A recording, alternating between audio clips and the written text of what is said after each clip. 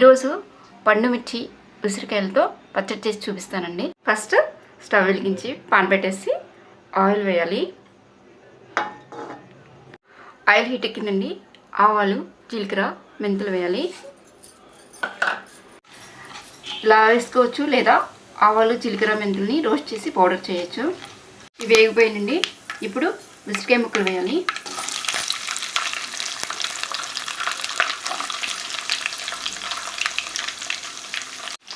ఇలా కాస్త వేగినాక పండుమిర్చి ముక్కలు వేయాలి. ఇప్పుడు పండుమిర్చి ముక్కలు వేయాలి.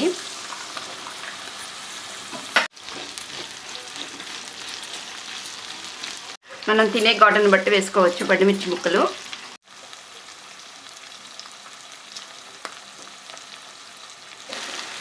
ఇప్పుడు సీజన్ కాబట్టి ఉసిరికాయలు, పండుమిరపకాయలు ఇవి వస్తాయి. వీటితో రకరకాల వెరైటీస్ చేయొచ్చండి. ఇవి కాస్త వేగినాక నానబెట్టిన చింతపండు, పసుపు, ఉప్పు ఇవి కూడా వేసాలి.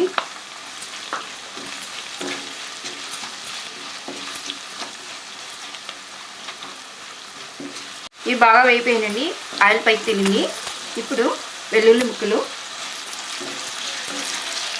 పుదీనా, కరివేపాకు ఇవి కూడా వేసి ఒక సెకండ్ నుంచి ఆపేసేయాలి.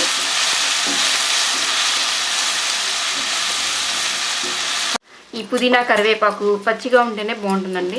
మిక్సీ వేసినాక చల్లారినాక మిక్సీ కానీ రోట్లో కానీ నూరుకోవాలి. ముక్కలు చల్లారిపోయినండి. ఇప్పుడు మిక్సీ జార్లో వేసి మిక్సీ వేయాలి. ఇలా కచ్చా పచ్చిగా మిక్సీ వేయాలి. అలా ఉంటేనే టేస్ట్ వస్తుంది. పైన పోపు వేసేయాలి.